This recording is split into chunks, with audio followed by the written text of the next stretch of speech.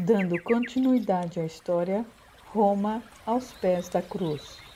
Escrito por Nadir Gomes, ditado pelo Espírito Julianos Sétimos. Capítulo 21. Fernando. Ângelo observava o filho Fernando, já com 15 anos, imaginando que este deveria ter entrado para a vida militar. Mas Fernando não demonstrava qualquer índole para tal. Jamais expressara ao pai aquele desejo. Ângelo sabia que, se exigisse isso, ele acataria por obediência, mas iria sofrer demasiado em meio à rudeza dessa vida. Em muitos aspectos, parecia a Ângelo que o filho se assemelhava ao capitão Sebastião, com o seu olhar sempre sereno e bondoso. O menino jamais estava ocioso, sempre trabalhador e prestativo a toda a vizinhança. Com o avô materno, aprendeu o ofício da carpintaria e era sempre visto mexendo com as madeiras, fazendo pequenos reparos, utensílios e até brinquedos para as crianças da vizinhança. Um dia, ouvindo-o conversar com a avó, Ângelo teve um mau pressentimento. Dizia o jovenzinho: "Sabe, vó, quando eu estou a mexer com as madeiras, eu me pego a pensar em Jesus. Ele também era carpinteiro, por isso eu amo tanto esses pequenos trabalhos. Eu fico tão entretido quando eu estou na oficina que eu não vejo o tempo passar, e sempre o sinto ao meu lado, também trabalhando." "Sente o seu avô, meu neto?" "Não, eu sinto Jesus ao meu lado." "Sente mesmo isso, meu neto? Não estará só imaginando? A senhora vai pensar que de certo eu estou louco, mas eu converso com ele, que sempre me diz: Fernando, há muitas formas de servir a Deus. Amando e se dedicando aos seus entes queridos, estará cumprindo uma parte dessa tarefa. Mas eu espero algo mais de ti, meu filho. Não sei se é imaginação, mas para a senhora eu posso contar, desde a infância." A essas palavras dele, Laura sorri, pois para ela ele ainda era uma criança. Porém, não o interrompe, devido à seriedade com que ele falava. "Ainda bem pequeno, vó, eu percebi essas pessoas ao meu lado." "Pessoas? Como assim, meu neto?" "Pessoas, vovó. Estavam sempre ao meu redor, conversavam comigo, mas eu só fui me dar conta delas quando eu notei que os outros não a viam como eu. Por isso eu preferi me calar. Houve um tempo em que principiei a ficar apreensivo, que estivesse mal da cabeça, entende? Mas uma dessas pessoas, um senhor, na verdade, que está sempre ao lado de papai, disse-me que estava tudo bem, que não devia me preocupar. Orientou-me a não contar nada do que eu via, pois os outros não iriam entender." A avó, extremamente preocupada com o relato, pergunta-lhe: "E agora, que está crescido, ainda vê essas pessoas?" Depois de guardar um silêncio por um tempo, ele confirma: "Sim, vovó, eu continuo vendo. Às vezes o que eu vejo não me é agradável, mas na maioria das vezes são coisas belas e que me deixam feliz." "Vovó, não fale disso para a mamãe, por favor. Ela não entenderia e iria sofrer muito." "Não se preocupe, meu querido. Este será o nosso segredo. Fernando, você pode me dizer se vê algo quando fazemos o evangelho lá na casa da cristã Irene?" "Há sempre uma grande movimentação lá, vó. Isso é normal. No entanto, quando Sebastião sobe para falar, ocorrem coisas incríveis. Um dia desses, eu vi o próprio Jesus ao lado dele. E ao fundo, um grupo de seres angélicos cantavam músicas celestiais." "Como sabe que era Jesus?" "Porque é o mesmo que eu vejo às vezes. E ali, antes de ele aparecer, o nome dele retumbava no ar como se centenas de vozes dissessem: Jesus está chegando, Jesus está chegando." e ele surgiu bem ao lado de Sebastião. Foi maravilhoso, vovó. Eu creio que jamais vi algo tão belo em minha vida. Antes eu ia com a senhora pensando em lhe fazer companhia, mas depois desse dia eu percebi que tenho um compromisso com Jesus.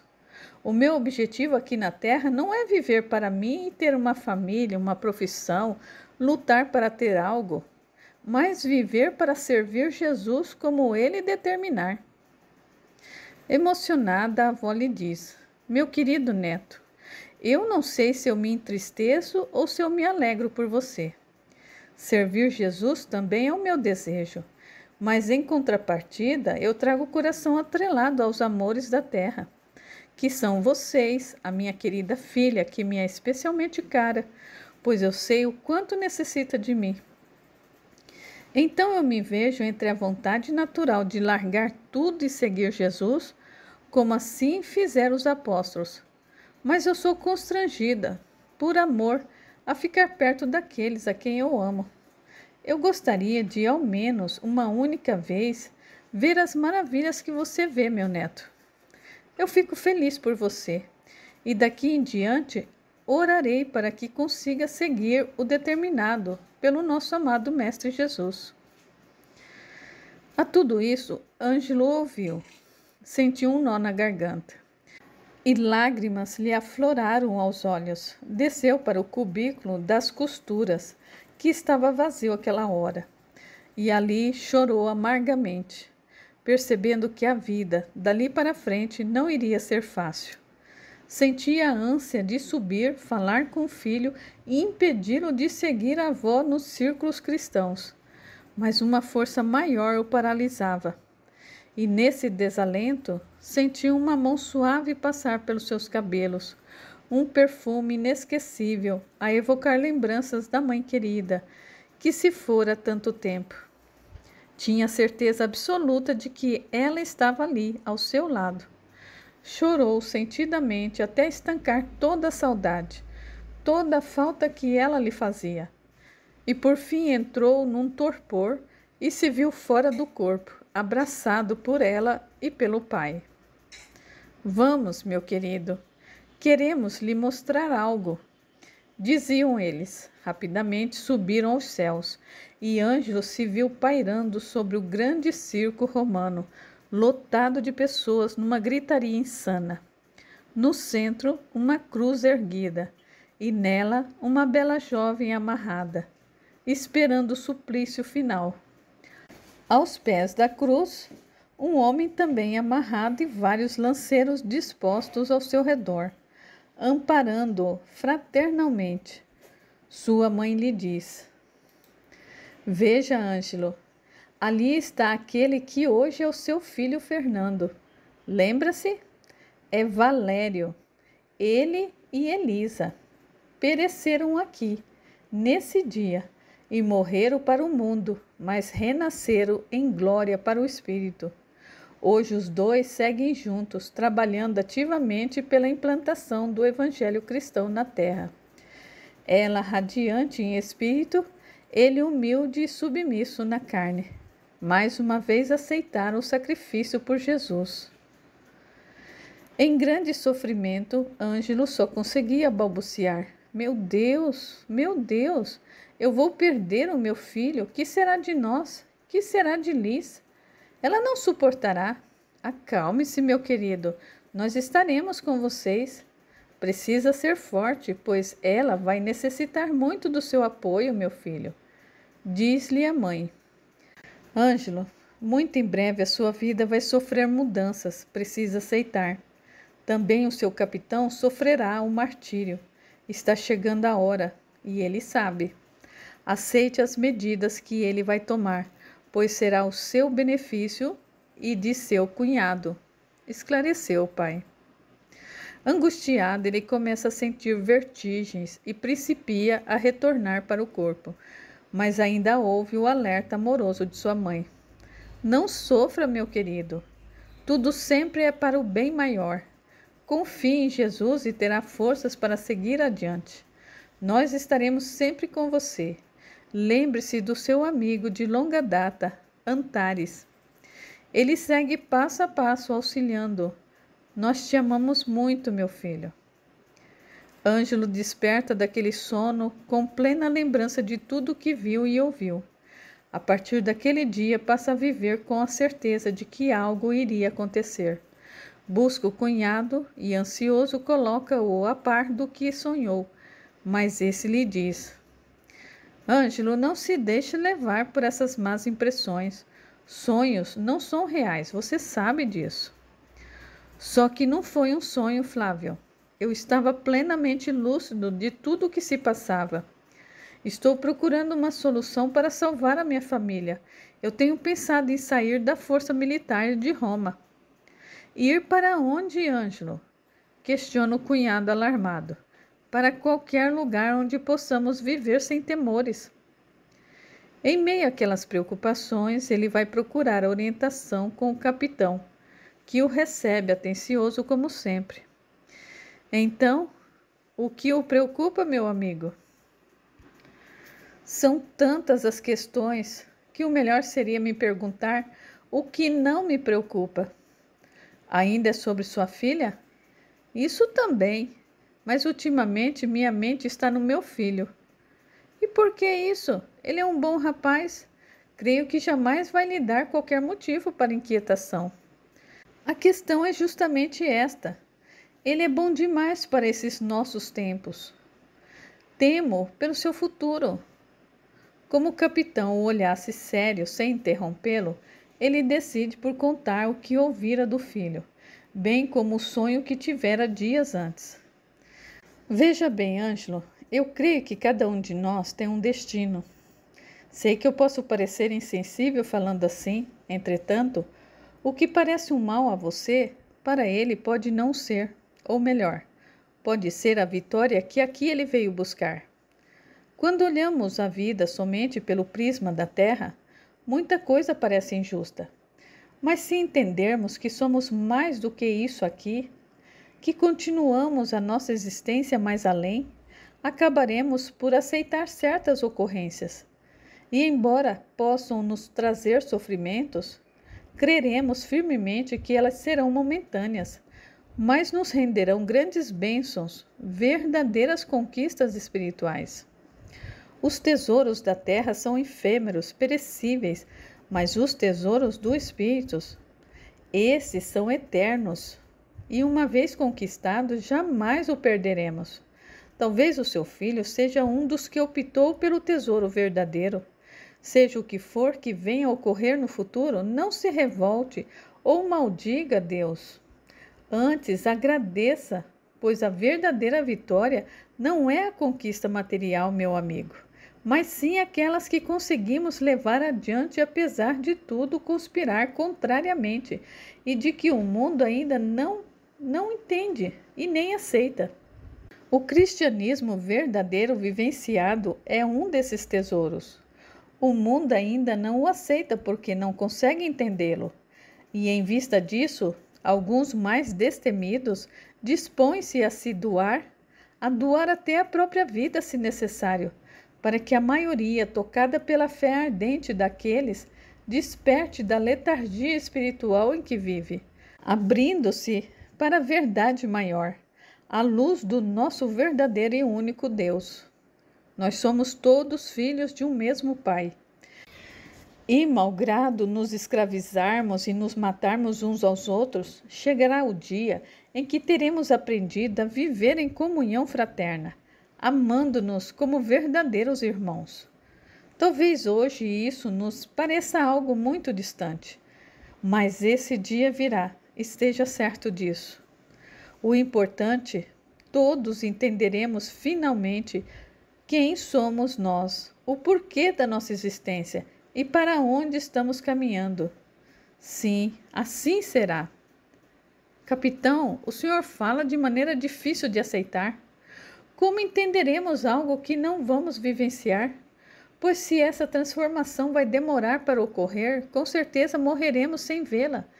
Do que nos terá valido então essa vida? Estão em erro aqueles que dizem que só se vive uma vez. Já tivemos muitas existências e viveremos tantas outras. quantas se fizerem necessárias para completar o nosso aprendizado. O senhor crê mesmo nisso, capitão? Então acredita no sonho que eu lhe contei? Onde vi este, que hoje é o meu filho, sendo morto na arena como um cristão, há centenas de anos atrás? Sim, eu acredito. Foi um sonho revelador. Talvez para que você aceite que o seu filho, de certo, tem outros planos para si mesmo, além de viver como um jovem qualquer. Então, segundo esse ponto de vista, tudo o que nos ocorre são planejamentos nossos mesmo? De certa forma, sim, mas nem sempre estamos conscientes desses nossos planos. Como o Ângelo o olhasse buscando entender, o capitão continua. Digamos assim, o plano maior já está feito. Vem de Deus e quer que todos os seus filhos cresçam em entendimento e amor, que se iluminem. Mas cada um, durante essa longa jornada, também vai fazendo os seus próprios planejamentos, que, uma vez colocados em ação, irão atraindo as consequências correspondentes.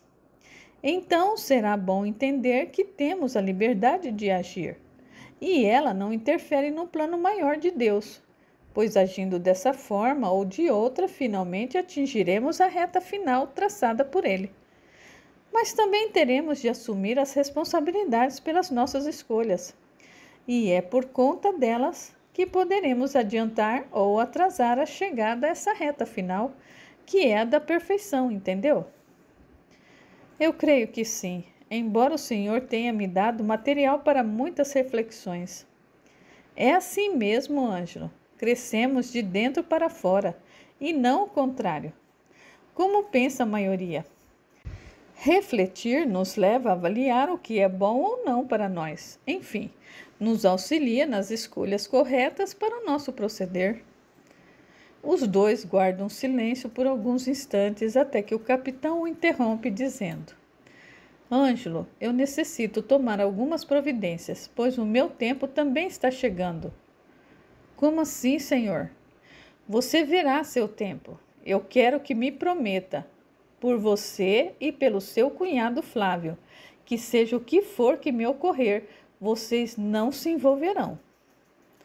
Ângelo o olha interrogativamente, sem entender, mas ele continua.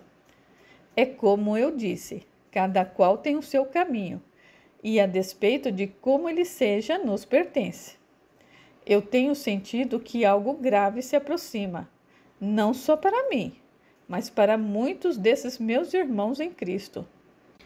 Serão dias difíceis. Guiando-me pela intuição, eu resolvi fazer algumas mudanças em meu comando, e eu quero transferir você, seu cunhado e alguns outros mais a quem tenho apreço para outras unidades. Eu peço-lhe que aceite a minha decisão sem questionar, pois a medida será no sentido de preservá-los de futuros problemas. Como você mesmo já passou sua vontade de sair daqui de Roma, eu o aconselho a seguir em frente.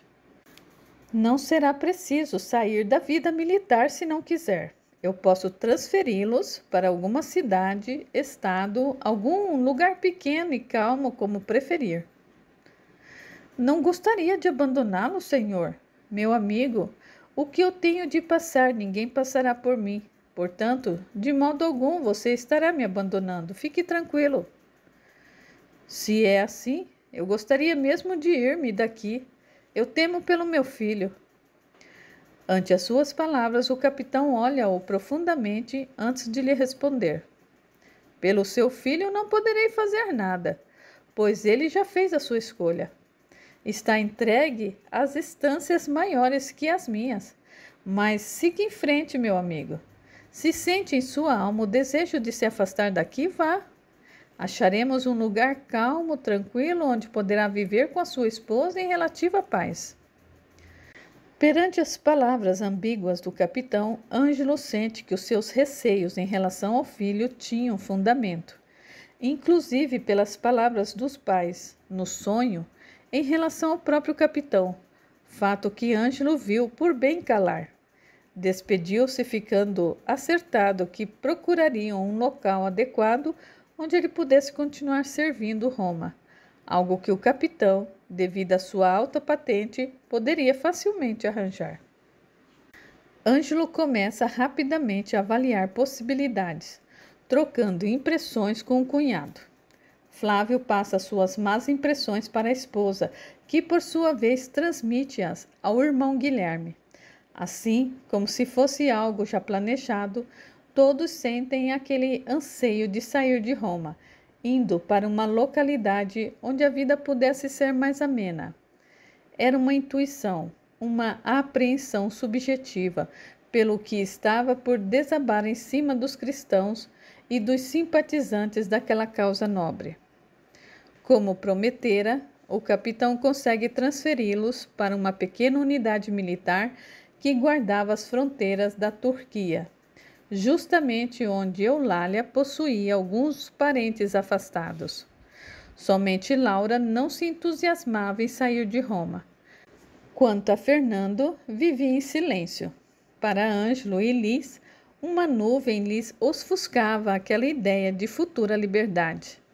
Pensar em ir embora, deixando a filha sumida para trás.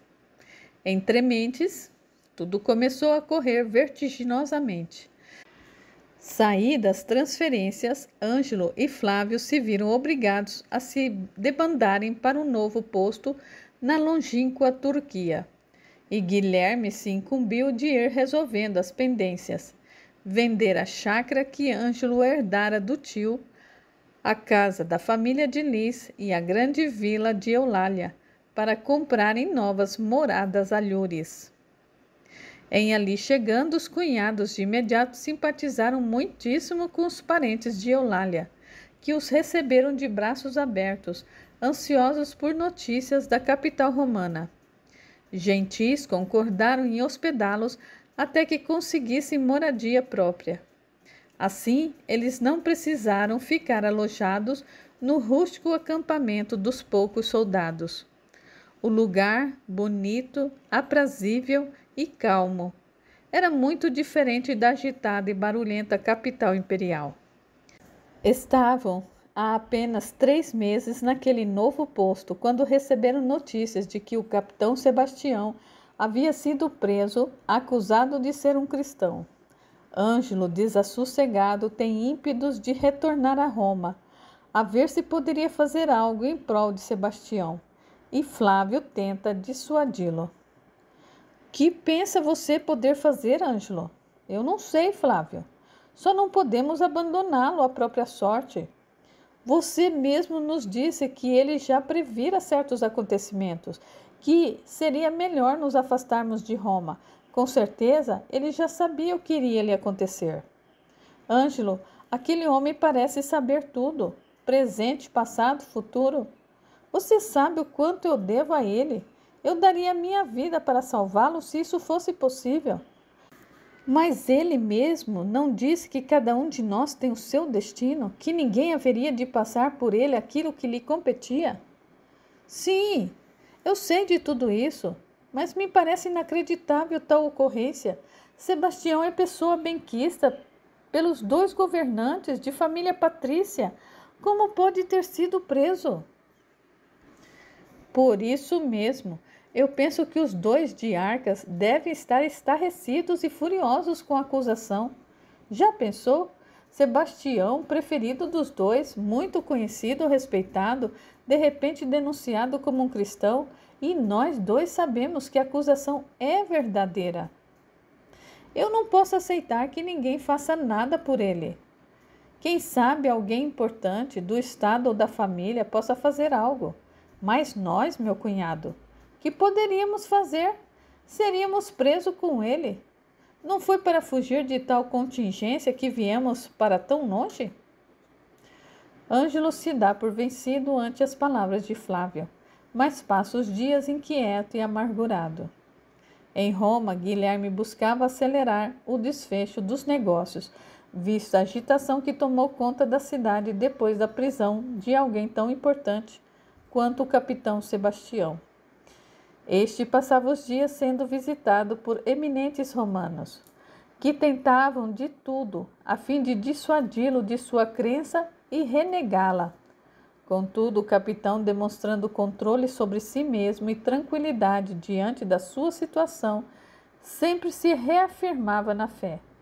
Já agora falava em alto e bom tom sobre as graças de Jesus e o quanto lhe era grato por ele ter-lhe desvendado a realidade espiritual. E dizia para todos que a fé cristã, por mais que fosse perseguida e acossada pelos poderosos, por mais que os seus fiéis apóstolos e seguidores fossem massacrados, ela sairia triunfante e os falsos ídolos cairiam dos seus pedestais, para darem lugar à presença fulgurante do Cristo, Filho de Deus, aquele que veio revelar ao mundo o verdadeiro significado da vida humana. Diante de sua firmeza, das rogativas para que ele capitulasse a sua fé, passaram as ameaças, mas o capitão, irredutível, continuava firme na sua convicção e respondia-lhes: Não temo as vossas ameaças. Eu sei que nada na terra pode me ferir, pois eu sou um ser imortal. Mesmo que me sacrifiquem, o meu espírito deixará esse corpo como deixo para trás as minhas vestes sujas todos os dias, e sairei dele renovado, como o próprio Cristo saiu daquela cruz onde a infâmia dos homens o pregou. Desistam das suas vãs tentativas de me fazer renegar o Cristo. Já morri por ele antes e morrerei tantas vezes mais se fizerem necessárias, pois eu sei que um dia a verdade resplandecerá diante de todos e a ignorância, assim como a maldade, emudecerão, pois daí para frente quem terá a palavra final será o Cristo, para a honra e glória do nosso Deus único. Muitos dias se passaram desde que o oficial preferido dos imperadores fora preso. Maximiano, sabedor do quanto o regente maior Diocleciano gostava do seu capitão pretoriano, viu para bem avisá-lo do ocorrido. Para Diocleciano, a decepção foi enorme e o ódio pela famigerada seita cristã lhe obscureceu o raciocínio, tirando-lhe todo o bom senso.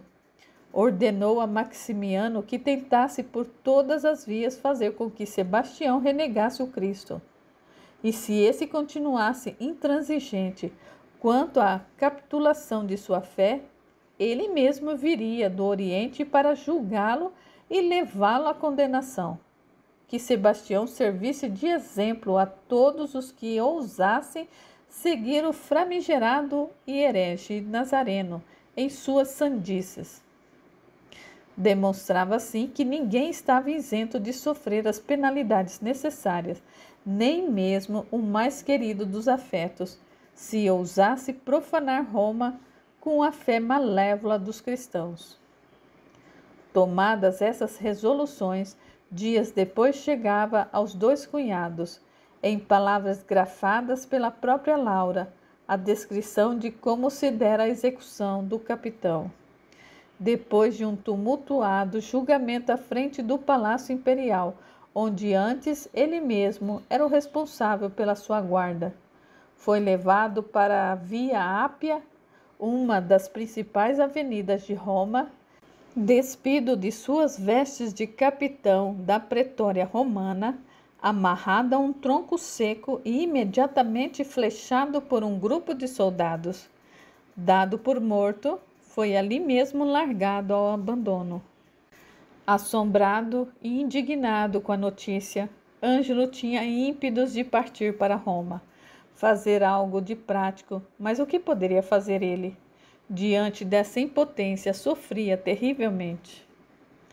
Entre mentes, Guilherme lhe envia os valores referentes à venda das duas casas, faltando apenas a vila de Eulália, que, por ser de grande porte, não estava sendo fácil de ser vendida.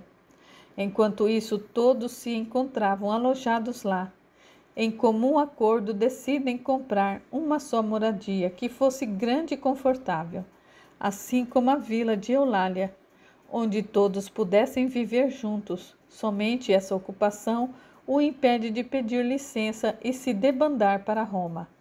Mas os dias se passavam e cada vez mais recebiam notícias alarmantes sobre as prisões e mortes dos cristãos.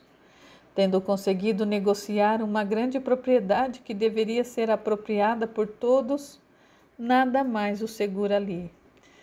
Extremamente preocupado, ele parte para Roma com o objetivo de trazer toda a família, enquanto Flávia ali permanece. Mas, antes mesmo da sua chegada à cidade imperial, suas apreensões vão aumentando pelo que ouvia durante o trajeto. Nesse dia fatídico, estando Laura acompanhada de Fernando no centro comercial de Roma, começa uma grande barbúrdia de populares acusando algumas pessoas reconhecidas como cristãs. Antes mesmo de a milícia chegar ao local, tais pessoas são empurradas e espancadas com paus e pedras, e entre elas estavam Laura e Fernando. Levando uma paulada na cabeça, Laura sucumbe de imediato. Entre assustada e incrédula, se vê fora do corpo, vendo igualmente o físico no chão, sendo pisoteado pelos pobres companheiros que, sem terem para onde escapar, acuados, vão se espremendo uns contra os outros para fugirem do ataque das pedras e pauladas que o grupo furioso lhes atira sem cessar. Essa sanha selvagem dura algum tempo até que chegam os policiais, obrigando o grupo a se dispersar. Descem dos cavalos e, sem nenhuma comiseração, põem-se a separar os que jaziam no chão dos que conseguiam se manter em pé. Fernando, ferido e ensanguentado, corre para acudir a avó. Chorando, o garoto abraça a velha matrona, já percebendo que ela sucumbira. Mas em espírito, Laura aconchega o neto ao peito, sem se preocupar consigo mesma. Rudemente, os soldados apartam os poucos sobreviventes e, deixando os mortos e agonizantes ao relento, seguem para a prisão, arrastando os demais consigo, entre eles Fernando.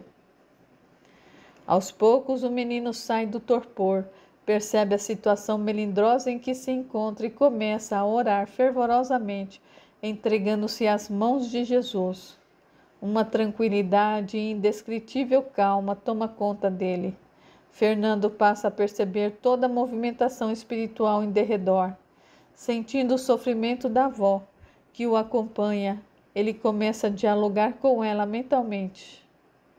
Vovó, se acalme, busque o conforto em Jesus e se sentirá melhor. Oh, meu neto, que diz eu? Por que fui arrastá-lo comigo, meu querido? O que será de você agora? Vovó, a senhora percebe o que aconteceu? Não sei. Eu penso que eu morri, mas eu não tenho certeza. Minha cabeça gira. Acalme-se, a senhora poderá ser ajudada, pois há aqui vários seres celestes amparando a todos nós. Eu nada vejo, meu neto, nada vejo. Procure pensar em Jesus e eles a ajudarão. Não me preocupo comigo, mas com você, Fernando. Eu não quero que nada de mal lhe ocorra. Do mal Deus tira o bem, vovó. Não se preocupe, eu estou bem. Veja, tem um homem perto da senhora, ele quer ajudá-la. Eu não o vejo. Tranquilize o seu coração e procure se fixar em Jesus, que a senhora o verá. Vamos orar juntos.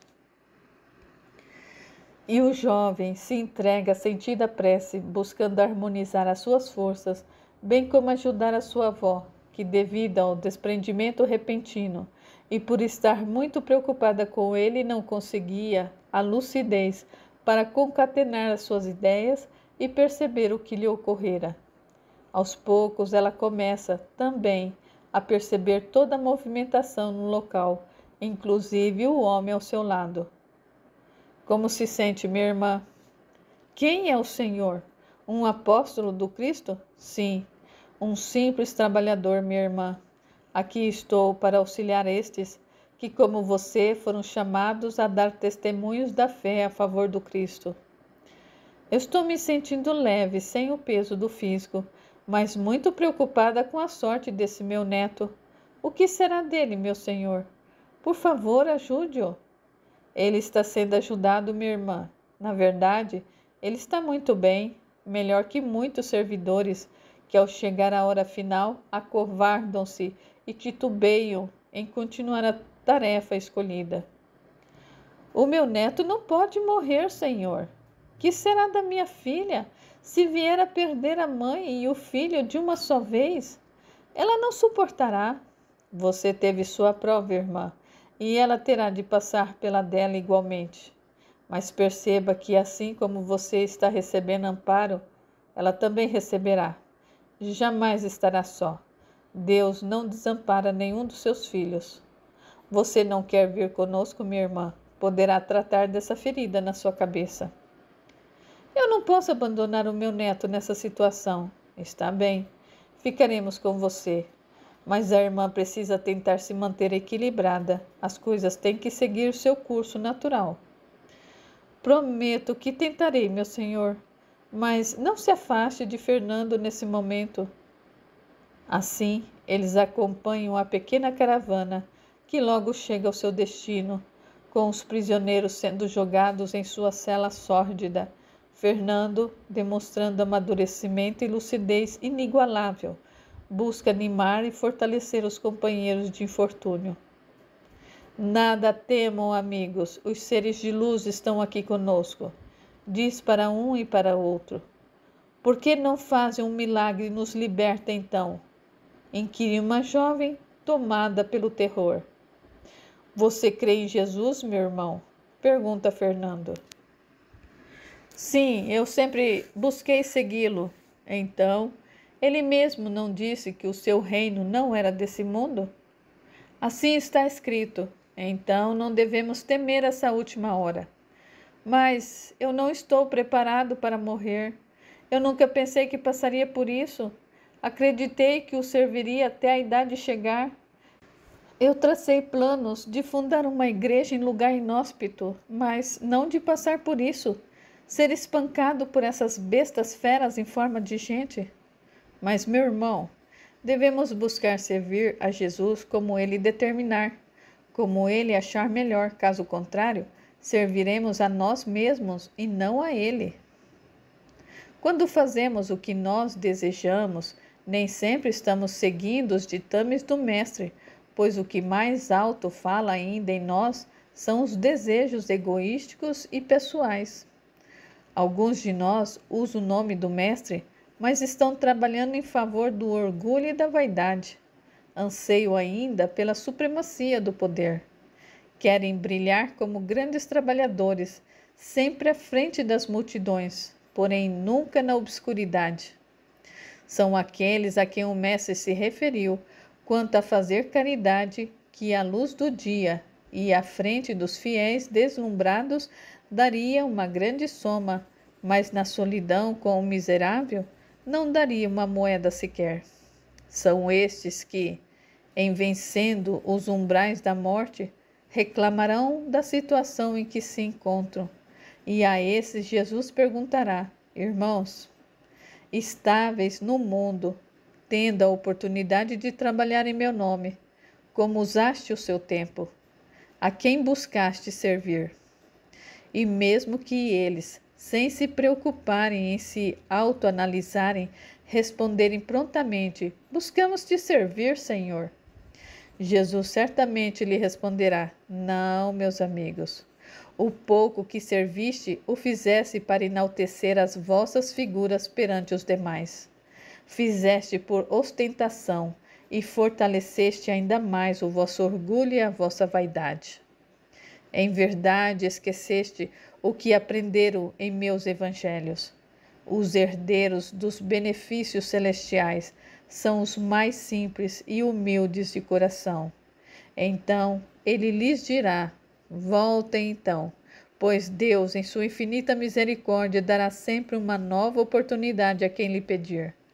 Voltem e vão aprender de novo a trabalhar em meu nome, lembrando que trabalhar para mim é o fazer sem esperar nada em troca, é abraçar aqueles que sofrem, despertando neles a certeza de que há um mundo melhor, onde todos se amarão e se respeitarão como irmãos, que é o que realmente são. E eu estarei convosco. Eu os seguirei passo a passo.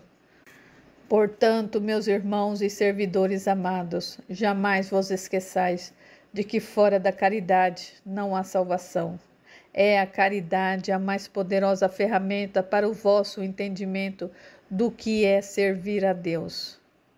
Entre vocês há muitos que dela necessitam, até que algum dia também alcancem a luz, capacitando-se a servir igualmente, não a mim, mas à verdade, segundo a qual só o amor liberta e constrói. E a base desse amor é a caridade. Nessa explanação fervorosa, Fernando se transfigura, fala e resplandece numa luz suave e bela. Era Elísia, que em espírito envolvera o seu amado numa vibração doce e gentil, facilitando que a faculdade mediúnica do jovem se expandisse e trouxesse para fora os tesouros de conhecimentos evangélicos que ele já possuía em seu íntimo. Todos os presos se achegam a Fernando, ouvindo-o.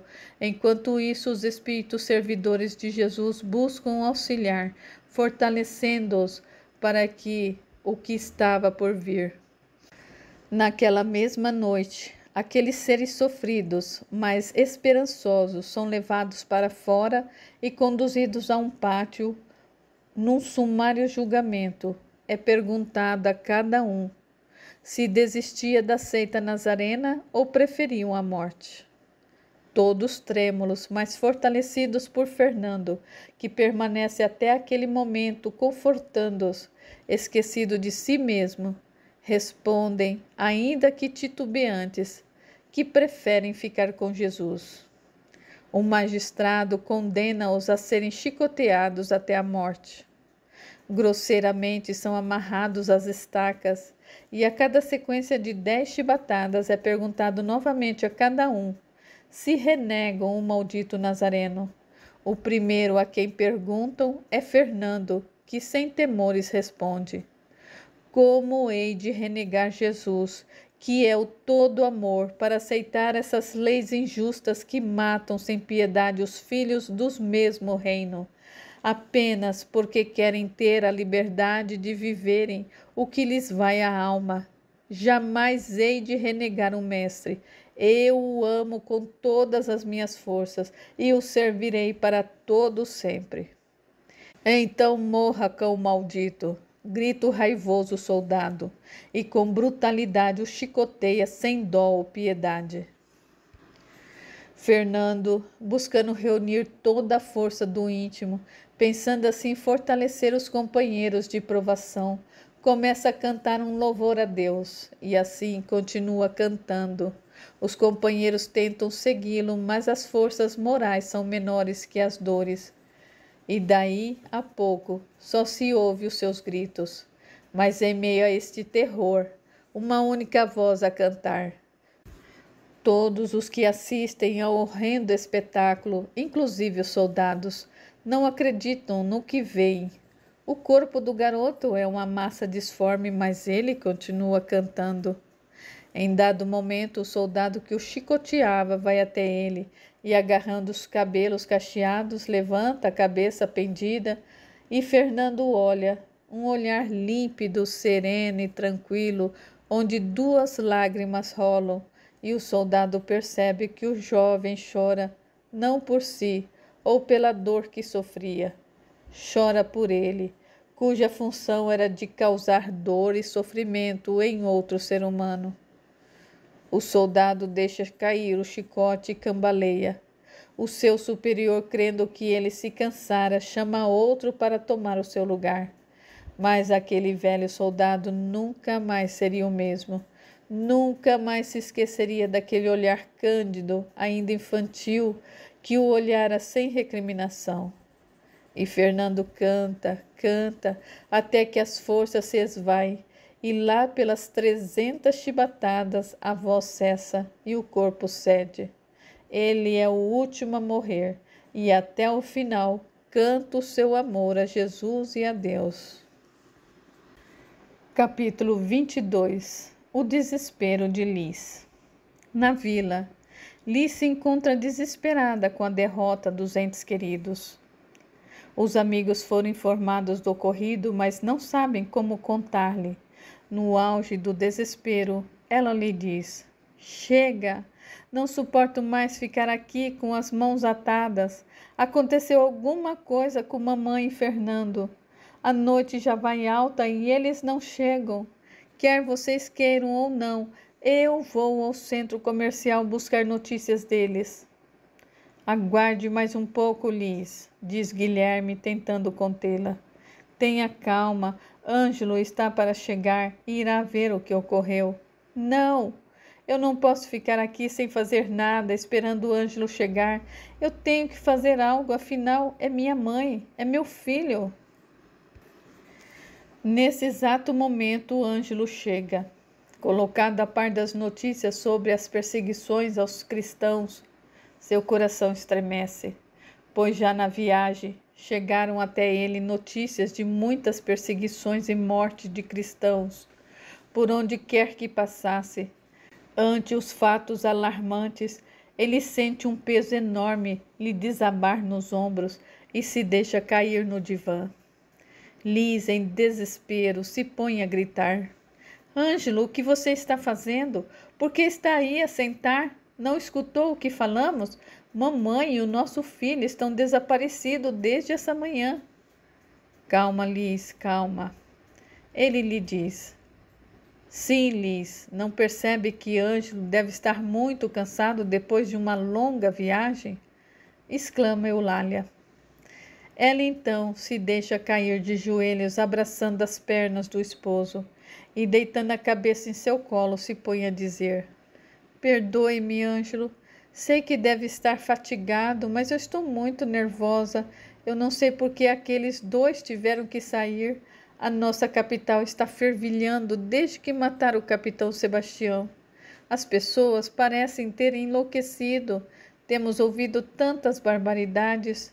Eu estou com pressentimentos ruins, Ângelo." Ele se mantém calado enquanto alisa os cabelos dela, mas os seus olhos em desespero pousam nos companheiros, lendo naqueles também a triste realidade de que os entes queridos podem ter sido martirizados junto a tantos outros cristãos. Alheia a essa penosa troca de impressões entre eles, pois queriam poupá-la, Liz continua dizendo a Ângelo: "Se você preferir, fique aqui descansando. Eu irei com Guilherme ao centro atrás dos dois." "Não, Liz. Procure se acalmar e confiar em Deus. Lembre-se de que estamos todos em suas mãos." "Eu tento, mas eu não consigo deixar de temer o pior." "Liz, aceitar as diretrizes divinas em nossas vidas significa aceitar igualmente a vontade de Deus. Ainda que tudo pareça contrário ou numa forma de que não entendemos, temos que aprender a aceitar, pois Deus sabe o que é melhor para cada um de nós." "Por que você está me falando assim, Ângelo? Acaso já está sabendo de algo? É isso? Algo ruim aconteceu com ele, não foi? Eu não suportarei perder a minha mãe ou o meu filho, Ângelo. Eu não suportarei." "Querida minha, citando as palavras de Sebastião, cada pessoa tem o seu destino. Cada um passará pelo que tiver que passar. Embora os amemos, sejam para nós pessoas muito queridas, não nos pertencem como pensamos. Fato esse a nós demonstrado todos os dias, pois quantos estão morrendo neste momento, das mais variadas maneiras, assim como quantos estão nascendo igualmente. Penso cá comigo que no instante mesmo em que nascemos nesse mundo, já estamos caminhando para a morte. Alguns vivendo mais, outros menos, restando a nós, que cremos nas palavras de Jesus, que nos ensinam que ninguém morre realmente, o consolo de saber que apenas trocamos de mundo. Bem, procure ficar calma enquanto eu vou averiguar o ocorrido. Deixe-me ir com você, Ângelo." "Não, Liz. Será melhor que fique aqui. Procure descansar um pouco. Eulália, Inês, por favor, cuidem dela para mim. Com o assentimento das mulheres que procuram ajudar Liz, inclusive dando-lhe chá calmante, ela acaba cedendo em ficar, mesmo contrariada. Com o coração apertado, Ângelo debanda com Guilherme para o centro de Roma.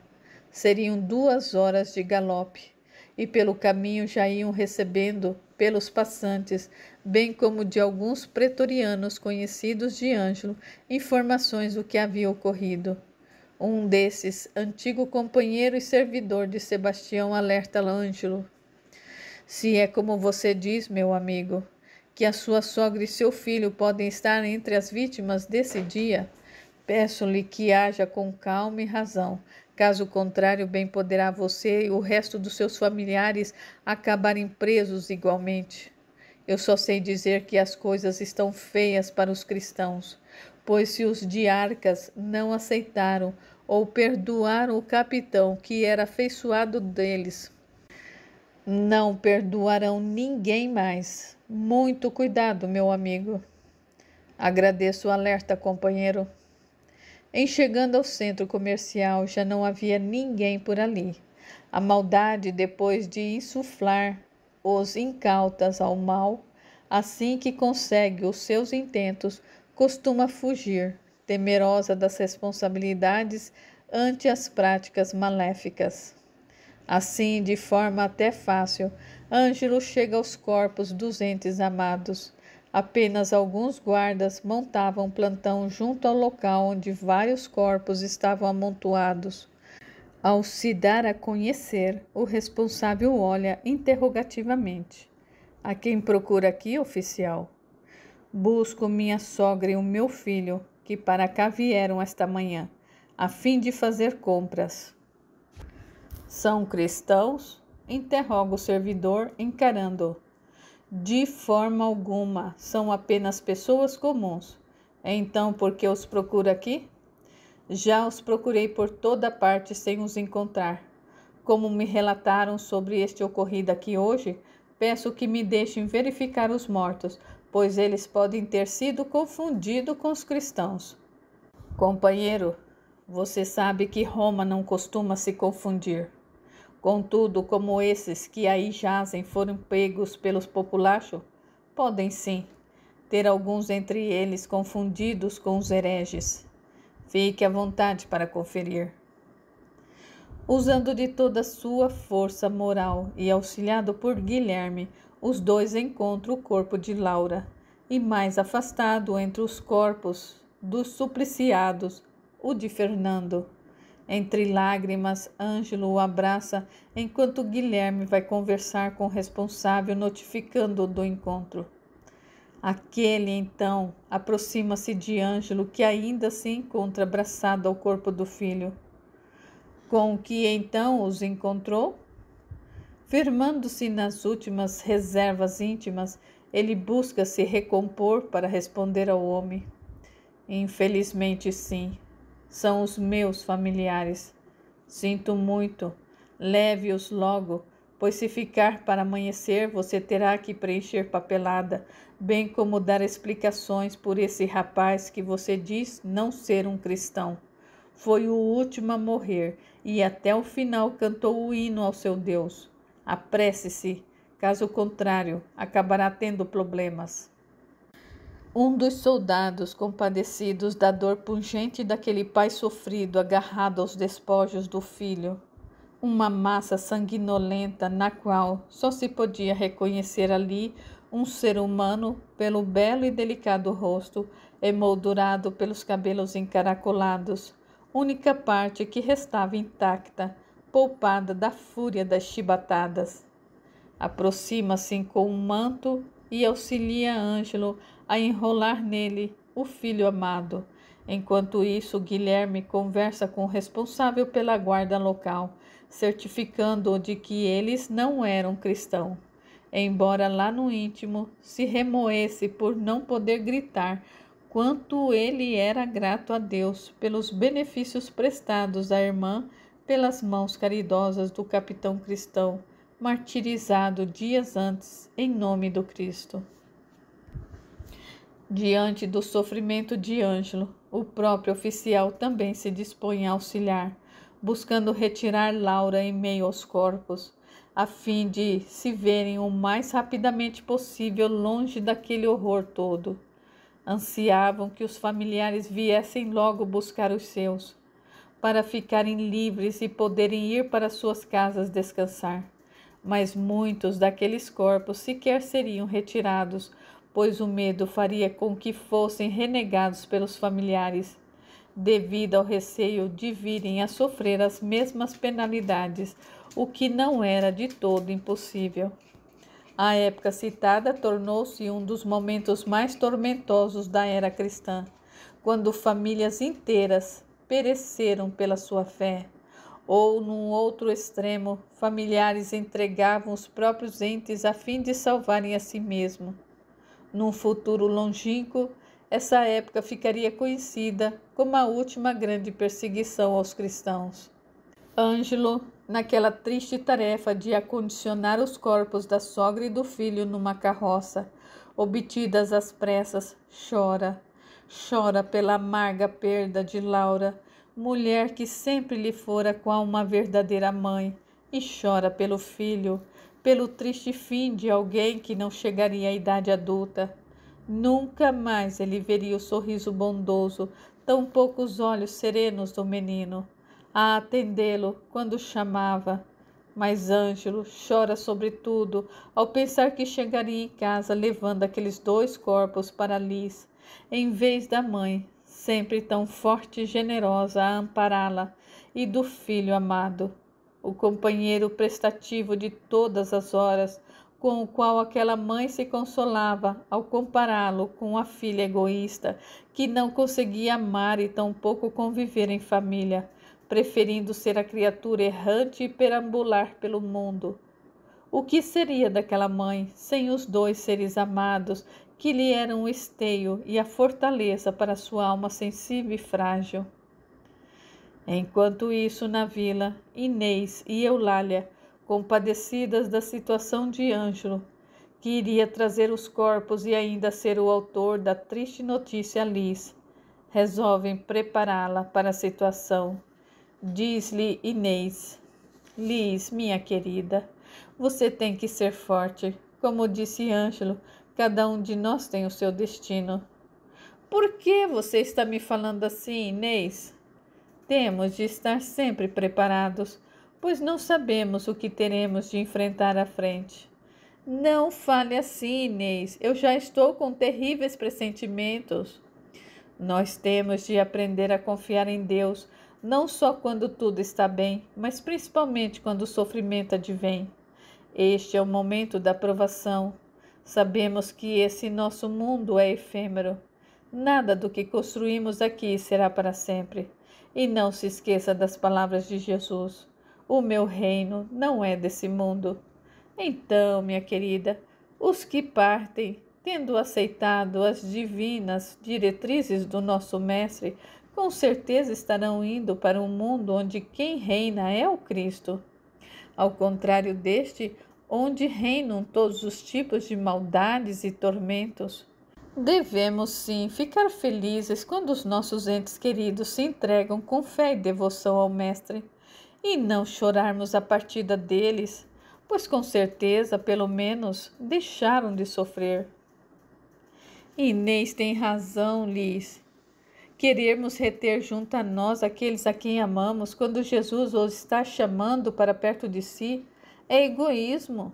É natural sofrermos a dor da separação, mas saber que aqueles a quem amamos estarão bem melhores do que nós, já em si uma grande bênção.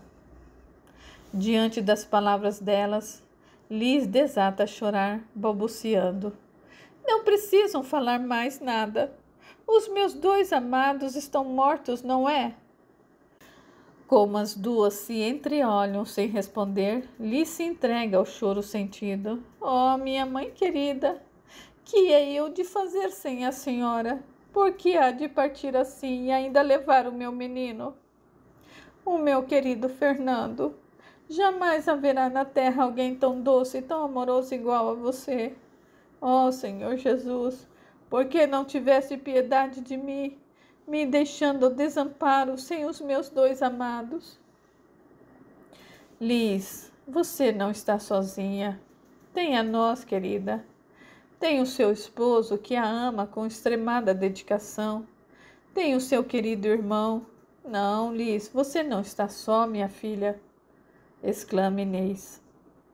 Mas ela, de joelhos no chão, chorava agarrada às mãos das duas mulheres, enquanto Suelen observava a cena em um canto, sem saber como auxiliar a cunhada. Venha, Liz. Levante, minha querida. Precisa ser forte para poder ajudar Ângelo, que de certo está sofrendo tanto quanto você, pois Laura sempre foi para ele uma verdadeira mãe. E o filho, este ele amava com devoção. Busque ser forte, Liz, diz Eulália. Eu não consigo, minha amiga, eu não consigo. Há um vácuo em minha alma. Parece que me arrancaram um pedaço. Como poderei ser de alguma valia para o meu esposo? Eu sinto-me um farrapo de mulher. Isso passará, minha filha. Passará, você vai ver. É certo que jamais os esqueceremos, mas, com o tempo, conseguiremos aceitar a partida deles. Fala Inês de uma forma resignada. Jamais conseguirei aceitar isso. Infelizmente, eu não possuo a fé e tão pouca fortaleza moral de vocês. É a vida, minha querida, que nos obriga a ter forças para superar as provações, pois eu também não tive pai, mãe, aos quais eu perdi. Isso sem falar da filha que partiu tão prematuramente. Hoje, se tenho a quem chamar de família, esses são vocês. Caso contrário, eu estaria por aí, perambulando a mendigar, sem ninguém. Com as palavras das companheiras, ela parece até mais calma. Mas assim que ouve o barulho da carroça chegando, levanta-se em um pulo e sai gritando desesperada, com as mulheres atrás de si, tentando alcançá-la. Na área afastada ficam os filhos de Eulália, Carina e Adriano, com a pequena neta de Inês, observando compungidos a triste cena. Ângelo larga a direção e pula da carroça, correndo para conter Liz. Minha mãe, meu filho, o que é feito deles? Como poderei viver sem os dois, Ângelo? Por quê? Por que isso foi acontecer? Eles não podem ter morrido. Por que Jesus permitiu isso, Ângelo? Não dizem que ele é justo e misericordioso? Por que não teve misericórdia de mim? Acaso serei uma réproba sem nenhum merecimento? Uma alma tão culpada assim para ficar sem aqueles a quem mais amo? Liz, calma. Por favor, tenha calma. Tentava ele inutilmente contê-la. Calma? Como posso ter calma quando eu perdi aqueles a quem mais amo? Como poderei viver sem a minha mãe, sem o meu filho, Ângelo? Liz, tente aceitar que eles escolheram dar a vida pelo Cristo. Nunca hei de entender isso. Nunca hei de aceitar. Por que, meu Deus? Se o Senhor existe mesmo, por que fizeste isso comigo? Não tiveste piedade dessa mulher frágil que eu sou, me tirando o sustentáculo de minha mãe e o amor do meu filho. Liz, não podemos clamar contra Deus, minha querida. Todos nós um dia teremos que partir. Mas não dessa forma, Ângelo. Não dessa forma. Minha querida, você se engana, pois não há forma mais honrosa de morrer do que por amor ao Cristo. Não, minha mãe, não, meu filho, ô Ângelo, que será de mim agora? Que será de nós? Agarrada ao marido, ela cai de joelhos sem forças para se manter de pé. Não tenho forças, eu não tenho. Vamos entrar, Liz. Não, eu quero ver minha mãe e o meu filho. E num átimo, ela se põe de pé, correndo para os corpos, atira-se em direção a eles, arrancando os panos, Ao deparar com a mãe, agarra-se a ela soluçando. Logo após se dirige ao filho, tentando descobri-lo. Não, Liz, não o descubra, por favor. Por quê? O que fizeram com o meu filho? Eu quero vê-lo, grita ela desesperada. Não o descubra, pelo amor de Deus, você não terá mais paz se ouvir. Olhe para o seu rostinho. Veja, querida, mesmo na morte, o nosso menino se mantém sereno e tranquilo. Guarde-o assim na sua memória. Inutilmente ela tenta descobri-lo, mas Ângelo energicamente a retira do local. Levando-a para dentro de passagem, pede: Guilherme, por favor, arrume-o para mim. Não posso deixar Liz vê-lo assim. Com lágrimas a lhe escorrerem pelas faces, Guilherme e Eulália limpam aquele corpinho em frangalhos, enrolam-no com bandagens e depois o veste. Só então Ângelo traz Liz para abraçá-lo. Horas angustiosas se passam até dar o tempo necessário para levarem os corpos às catacumbas. Liz sucumbe ao desespero e acaba desmaiando. E Ângelo aproveita para acelerar o processo, a fim de tentar diminuir o martírio pelo qual ela passava. Ele age como um autômato, recebe os pêsames dos poucos amigos que para lá se dirigiram, assim que souberam do ocorrido. Laura é uma cidadã antiga e muito conhecida. Para alguns contrários, é uma surpresa estranha a notícia de que ela seria uma cristã. Para outros que sabiam e que também professavam a mesma crença, um misto de alegria e angústia os atinge. Alegria por pensarem que a boa mulher e o dedicado menino, àquela hora, já deveriam estar ao lado de Jesus. Angústia por sentirem que eles mesmos bem poderiam ser os próximos a sofrerem tal penalidade. De qualquer forma, tudo corre célere. Ângelo mal tem tempo de sofrer a dor da perda, pois a sua preocupação com o bem-estar de Liz é enorme. No momento do enterro, Ângelo percebe alguns companheiros de farda, e entre eles um soldado bem transtornado. Era um homem rústico e selvagem, cuja má fama já tinha chegado a ele. Quando o homem percebe que o pai sofrido o encara, foge rapidamente. Um dos companheiros se achega a Ângelo e lhe sopra ao ouvido. Foi aquele lá quem açoitou seu filho, mas não conseguiu ir até o fim. Um nó de desespero e revolta comprime o coração de Ângelo enquanto diz: o que quererá ele aqui? Já não ficou satisfeito com o dever bem cumprido?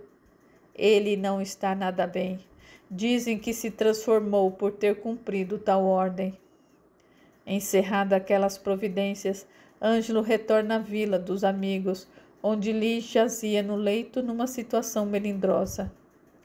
Fernando, mamãe, onde estão? Por favor, voltem. Não me deixe, balbuciava em desespero. Liz, querida, acalme-se. Cadê eles, Ângelo? Os meus queridos? Por favor, se acalme. Aceite a vontade de Deus. Lembre-se de que você não está só. Eu estou ao seu lado e jamais a abandonarei. Ela se agarra a ele, chorando até dormir. Um sono cheio de sobressaltos. Assim foram aqueles dias, bastante penoso para Ângelo, que viu o momento de reassumir o serviço se aproximando e com Liz sem condições de fazer tão longa viagem. Certa tarde, Ângelo vê chegar o soldado encarregado de aplicar a penalidade em seu filho. Sente o coração se constranger e faz um esforço enorme para não escorraçar o homem que, titubeante, se encontrava em grande conflito, sem se decidir em se aproximar ou fugir. Pacientemente, Ângelo aguarda. Vencendo a indecisão, cambaleante, ele se aproxima. O homem treme muito. Em sobressalto, olha para os lados e, como se temesse ser atacada a qualquer momento, balbucia: Seu filho está me perseguindo. Eu não consigo dormir mais desde o dia fatídico. E como ele pode estar perseguindo se está morto, esqueceu? Não, não está. Eu o vejo em todo lugar. Eu estou em vias de enlouquecer. Ao perceber a situação do homem, seu dramático desequilíbrio, Ângelo chega a se penalizar. Meu amigo, deve ser a sua consciência que está acusando, jamais o meu filho, pois nunca teve boca para reclamar de nada. Sempre aceitou tudo com resignação.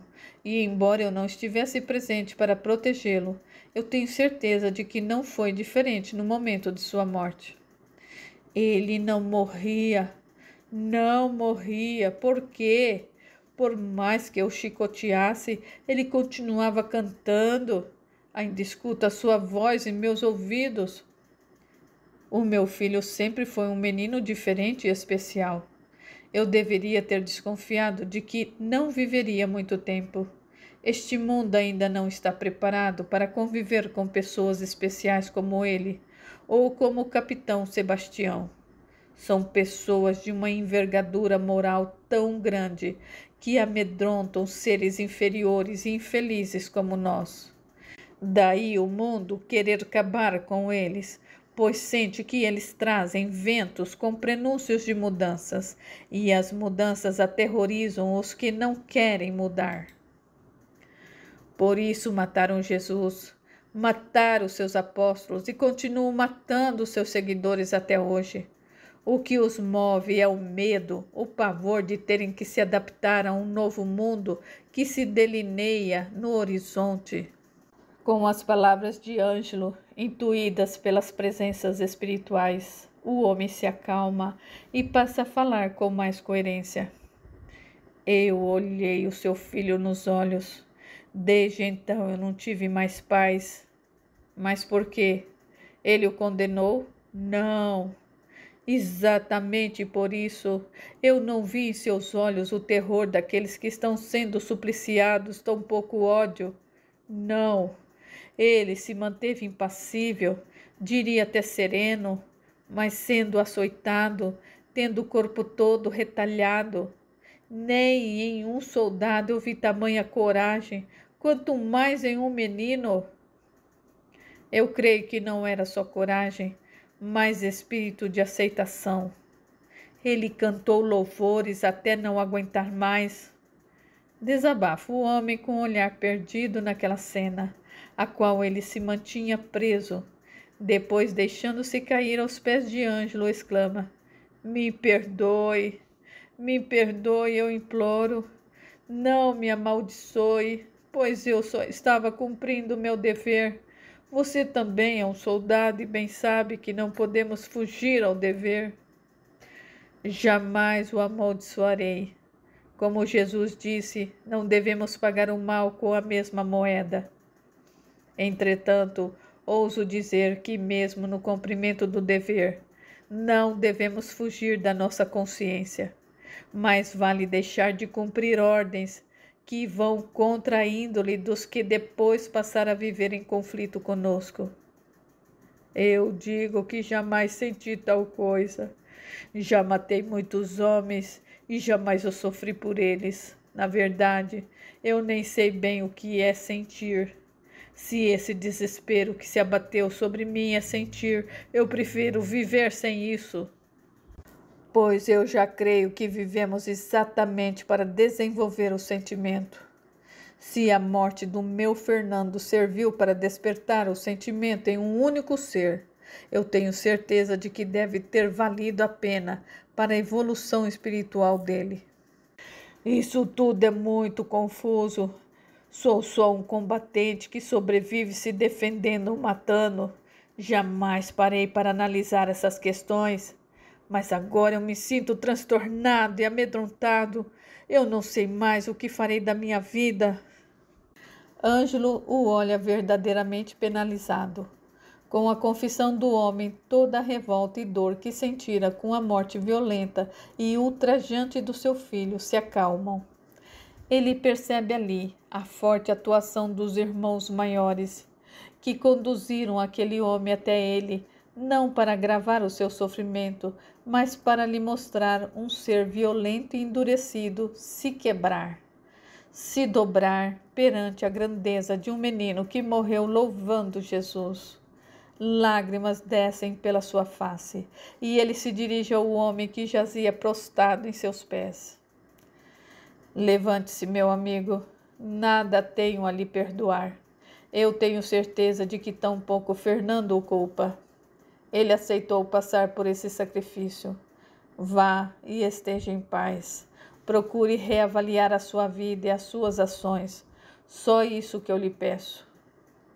E Ângelo repete: esteja em paz.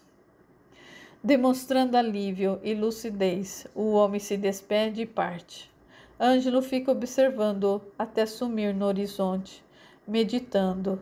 Parecia sentir o seu filho ao seu lado, feliz por ele ter conseguido perdoar o seu algoz. Aguardem, a história continua.